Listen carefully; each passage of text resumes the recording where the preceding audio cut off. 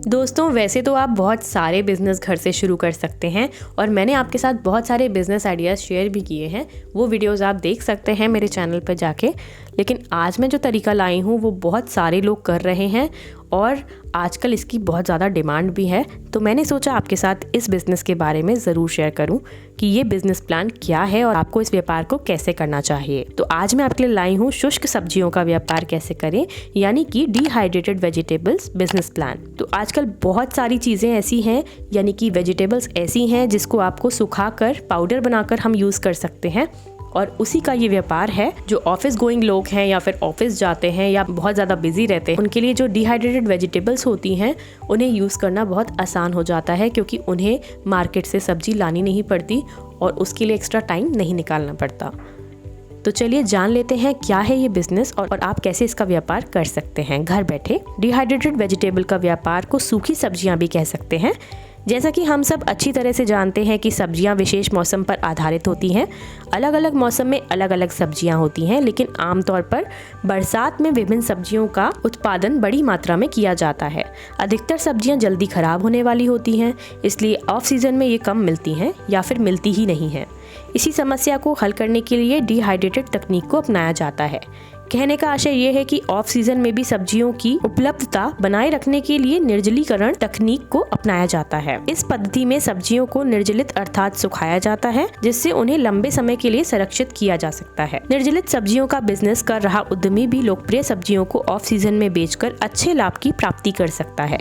तो आइए जानते हैं कि ये बिजनेस है क्या और इस व्यवसाय में उद्यमी किन किन सब्जियों को डिहाइड्रेट कर सकता है। वैसे देखा जाए तो धूप में सब्जियों को रखकर सुखाना ही डिहाइड्रेट वेजिटेबल बनाने का सबसे प्राचीन तकनीक है।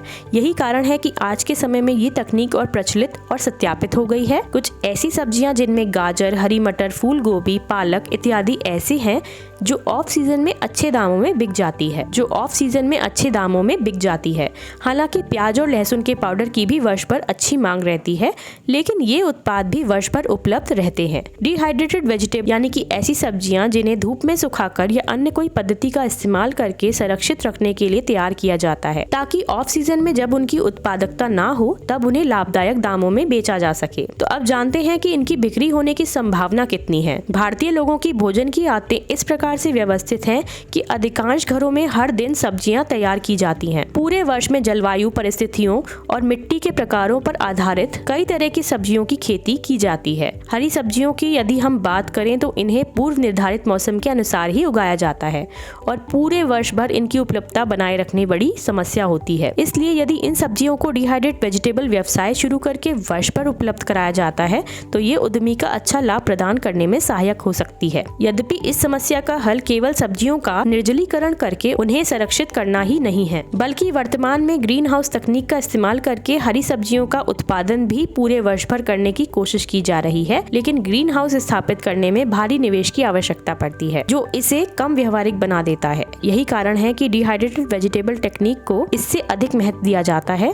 लोगों की बढ़ती आमदनी, बदलती जीवन शैली और व्यस्त दिनचर्या के साथ निर्जलित सब्जियों का बाजार धीरे धीरे विशेष रूप से शहरी आबादी के बीच बढ़ रहा है। यदि उद्यमी अपने उत्पादों का departmental store, supermarket, shopping mall इत्यादि में बिक्री करने में सफल हो गया तो वह इस व्यवसाय में आसानी से सफल हो सकता है। इसके अलावा उद्यमी चाहे तो होटल, ढाबों, रेस्टोरेंट, 5 सितारा होटल यानी 5 स्टार होटल इत्यादि के साथ टाई अप करके भी अपने उत्पाद की बिक्री सुनिश्चित कर सकता है। तो आइए जानते हैं कि डिहाइड्रेटेड वेजिटेबल बिजनेस कैसे शुरू करें। ये बिजनेस शुरू करने के लिए सबसे पहले एक अच्छी सी लोकेशन का चुनाव करने की आवश्यकता होती है। अच्छी लोकेशन से आशय एक ऐसी लोकेशन से है जहाँ पर उद्यमी को उसके उद्यम के लिए कच्चा माल आसानी से मिल जाए। चूंकि इस व्यवसाय को शुरू करने के लिए कच्चे माल के तौर पर विभिन्न सब्जियों की आवश्यकता होती है, इसलिए उद्यमी किसी ऐसी लोकेशन पर इस तरह का ये उद्यम स्थापित कर सकता है जिस एरिया में सब्जियों का उत्पादन अधिक होता हो। लोकेशन चयन के अलावा भी उद्यमी को अन्य कई कदम इस तरह का ये व्यवसाय शुरू करने के लिए उठाने पड़ते हैं। शुष्क सब्जियों का व्यापार शुरू करने के लिए भी उद्यमी को चयनित लोकेशन पर जमीन और बिल्डिंग का प्रबंध करने की आवश्यकता होती है। उद्यमी की इकाई ऐसी जगह पर विद्यमान होनी चाहिए जहाँ पर उसे कच्चे माल की उपलब्धता तो आसानी से हो ही जाए, साथ में वहाँ पर कर्मचारियों की उपलब्धता और स्थानीय मार्केट की दूरी भी अधिक ना हो। यदि स्थानीय मंडी के नजदीक इस तरह की इकाई स्थापित की जाती है तो ये उद्यमी के लिए लाभकारी हो सकता है। हालांकि इस तरह का ये बिजनेस शुरू करने के लिए उद्यमी को 500 स्क्वायर मीटर जगह की आवश्यकता हो सकती है। 220 स्क्वायर मीटर एरिया को उद्यमी को बिल्ट अप करने के तौर पर विकसित करने की आवश्यकता हो सकती है। सब्जियों को स्टोर करने के लिए लगभग 35 स्क्वायर मीटर जगह की आवश्यकता हो सकती है और 60 स्क्वायर मीटर जगह गोदाम के लिए, सब्जियों को धोने का टैंक रखने या स्थापित करने के लिए जगह, प्रोडक्शन हॉल के लिए जगह और ऑफिस इत्यादि स्थापित करने के लिए जगह की आवश्यकता होती है। उद्यमी चाहे तो चयनित लोकेशन पर बनी बनाई बिल्डिंग भी किराए पर ले सकता है। इसके अलावा आपको वित्त का प्रबंध कैसे करना है। जहां तक शुष्क सब्जियों की परियोजना के शुरू करने में आने वाले खर्चे का सवाल है, ये परियोजना के आकार पर निर्भर करता है। यदि प्लांट की उत्पादन क्षमता अधिक होगी तो उद्यमी को उस प्लांट के लिए ऐसी मशीनरी खरीदनी होगी जिसकी उत्पादन क्षमता अधिक होगी। इसलिए बड़ा प्लांट शुरू करने में अधिक खर्चा और छोटा प्लांट शुरू करने में कम खर्चा आ सकता है। लेकिन एक औसतन परियोजना में आने वाली लागत 25 लाख रुपए तक हो सकती है। यद्यपि ये उद्यमी की योजना के मुताबिक अंतरित भी हो सकती है।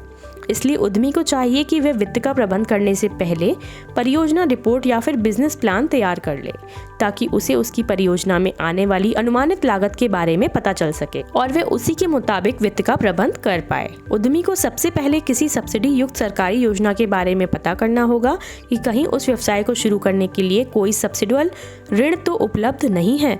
बैंक से ऋण लेना और पारिवारिक सदस्यों, दोस्तों इत्यादि से वित्त का प्रबंध करने के लिए विकल्प उद्यमी के पास मौजूद हैं। अब जानते हैं कि इसके लिए आवश्यक लाइसेंस और पंजीकरण कैसे होगा। डिहाइड्रेट वेजिटेबल बिजनेस शुरू करने के लिए उद्यमी को इन लाइसेंस और पंजीकरणों की आवश्यकता हो सकती है। सर्वप्रथम उद्यमी को अपने व्यवसाय का नाम सर्च करके उसे MCA में रजिस्टर करने की आवश्यकता होती है। अब उद्यमी को अपने व्यवसाय को proprietorship, 1 person company, private limited company इत्यादि में से किसी एक का चुनाव करके रजिस्टर करने की आवश्यकता होती है। GST रजिस्ट्रेशन और बैंक में चालू खाता और पैन कार्ड की भी आवश्यकता हो सकती है।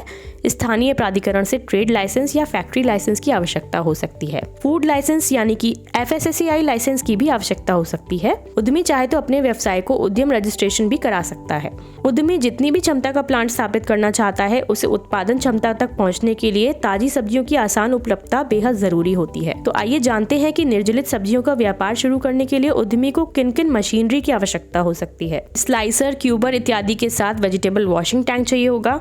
थर्मोस्टेट कंट्रोल के साथ बैलेंसिंग टैंक, वेजिटेबल के लिए स्टेकिंग ट्रे, वेजिटेबल के लिए pre pulling facility, vibratory shaker, पूर्ण इलेक्ट्रिकल उपकरणों और अटैचमेंट के साथ डिहाइड्रेट करने के लिए फ्लूइडाइज्ड बेड ड्रायर, अटैचमेंट के साथ हॉट वाटर बॉयलर, अटैचमेंट के साथ फिलिंग और सीलिंग मशीन और टेस्टिंग उपकरण। जैसा कि हम पहले भी बता चुके हैं कि शुष्क सब्जियों के व्यापार में इस्तेमाल में लाई जाने वाला प्रमुख कच्चा माल ताजी सब्जियां ही होगा। जैसा कि हम पहले भी बता चुके हैं कि शुष्क सब्जियों के व्यापार में इस्तेमाल में लाए जाने वाला प्रमुख कच्चा माल ताजी सब्जियां ही होंगी। इसलिए उद्यमी को इस परियोजना को सब्जी उगाने वाले क्षेत्र के नजदीक ही शुरू करना चाहिए। विभिन्न मौसमों में अलग अलग सब्जियों के उत्पादन के आधार पर उद्यमी अपने उत्पादों को भी बदल सकता है। इसके अलावा उद्यमी को कर्मचारियों की भी नियुक्ति करने की आवश्यकता होगी। डिहाइड्रेट वेजिटेबल बिजनेस में निर्माण प्रक्रिया सब्जियों के आधार पर अलग अलग हो सकती है। मटर के लिए ये प्रक्रिया अलग हो सकती है तो फूल गोभी के लिए प्रक्रिया अलग हो सकती है। लेकिन सबसे पहले इन ताजी सब्जियों को टैंक में अच्छी तरह से धो लिया जाता है। उसके बाद छिलके वाली सब्जियों का छिलका उतार दिया जाता है तो बड़ी सब्जियां जैसे फूल गोभी इत्यादि को छोटे टुकड़ों में काट लिया जाता है। फिर इन्हें ठंडे पानी में ब्लेंच्ड और ड्राई किया जाता है। तो यदि सब्जी पालक हो तो इसके डंठल को पत्तों से अलग किया जाता है और धोकर सुखाने की मशीन में सुखाने के लिए छोड़ दिया जाता है। गाजर को डिहाइड्रेट करने के लिए भी इसे धोया जाता है और फिर इसे क्यूब में काट लिया जाता है और इन्हें ब्लेंच्ड और सुखाया जाता है। इन सब्जियों की पैकिंग में खास ध्यान दिया जाता है ताकि लंबे समय तक ये सुरक्षित रह सके। तो दोस्तों, आज हमने जाना डिहाइड्रेटेड वेजिटेबल बिजनेस के बारे में कि आप इस बिजनेस को घर से कैसे शुरू कर सकते हैं, क्या क्या कच्चा माल चाहिए होता है इसके लिए, कैसे आप इसको शुरू करेंगे, क्या एरिया चाहिए होता है, क्या लागत आती है और कैसे ये बिजनेस, क्या क्या मशीनरी चाहिए होती है और कैसे आपको इस बिजनेस सेटअप करना है। तो उम्मीद करती हूँ ये वीडियो आपको पसंद आई होगी। अगर आप थोड़ा भी इन्वेस्टमेंट करना चाहते हैं तो आप इस बिजनेस को शुरू कर सकते हैं क्योंकि इसका फ्यूचर बहुत बड़ा है और आप इससे लॉन्ग टाइम तक कमा सकते हैं। तो आई होप ये वीडियो आपको पसंद आई होगी। वीडियो को लाइक और शेयर करना बिल्कुल मत भूलिएगा और सभी के साथ इसे शेयर कीजिएगा। ऐसे ही और वीडियोस के लिए हमें फॉलो कर लीजिए। मैं मिलती हूँ आपसे एक नई वीडियो के साथ। तब तक के लिए bye bye, take care and thanks for watching.